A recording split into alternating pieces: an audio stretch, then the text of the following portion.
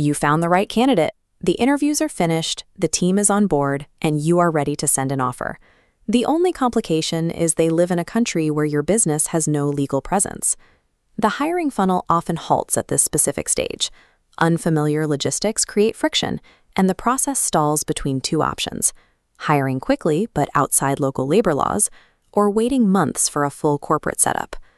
A primary question for many teams is whether they must register a local legal entity in every country where they hire. There is also the question of the hiring timeline, which varies significantly depending on the administrative model you choose.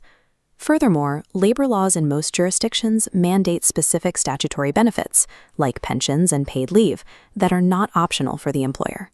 Relying on a contractor agreement to manage a full-time role is a common way teams try to simplify this, but it introduces specific legal risks that often surface during audits.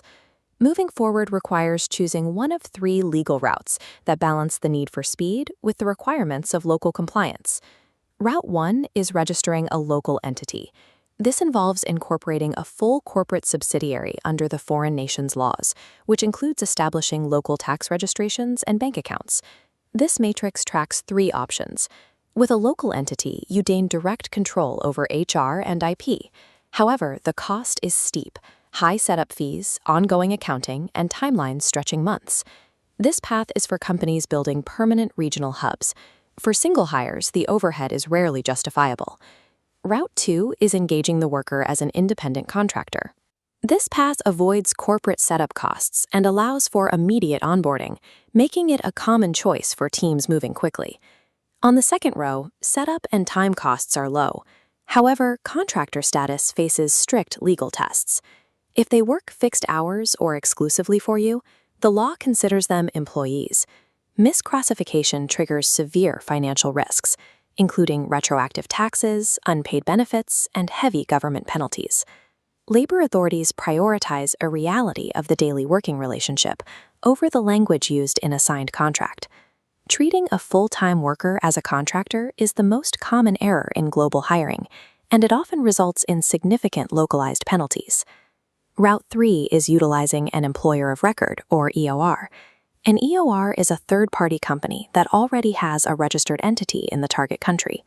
They legally employ the person on your behalf, while you manage their work day to day. In our matrix, this route offers a significant time advantage. Because the legal infrastructure is already in place, you can finalize a hire in 1 to 3 weeks. The EOR also handles the administrative logistics, including tax withholding and the distribution of mandatory statutory benefits. The trade-off is an ongoing monthly premium per employee. You also relinquish on-paper employment status, even though you retain management control. Because it balances speed with legal safety, the EOR has become the standard for companies making one-off hires or testing new international markets. Securing the legal route is only the first step. Long-term retention depends on how you handle local payroll and onboarding. Using your standard home country employment contract can be a mistake.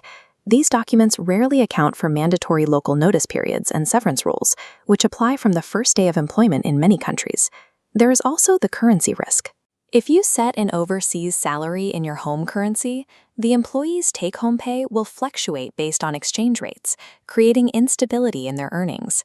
These operational complexities shift yet again when you are hiring digital nomads, non-citizens who are working remotely from a foreign jurisdiction. In these cases, the responsibility for holding valid residency and work status generally sits with the individual rather than the employer sponsoring a visa. Cultural integration is also a factor. Forcing distributed teams to work synchronous headquarters hours often leads to burnout. High-performing distributed teams rely on asynchronous communication and thorough written documentation to ensure that a hire in a different time zone is not waiting hours for an answer. Global hiring failures are usually the result of a slow accumulation of compliance gaps and cultural disconnects that eventually drive turnover. The complexity of global hiring is concentrated in the setup. Establishing the right framework on day one prevents localized audits later on. This framework helps map your path based on your immediate hiring intent. If you are building a regional hub for 50 or more employees, the investment in a local entity is the logical choice. If the project is short-term and the worker maintains their own hours and other clients, a contractor arrangement is efficient. For early-stage companies making 1 to 5 hires or testing a new market, the employer of record is the standard path. The most consistent legal risk is treating a full-time relationship as a contractor agreement, simply to avoid the administrative burden of an entity.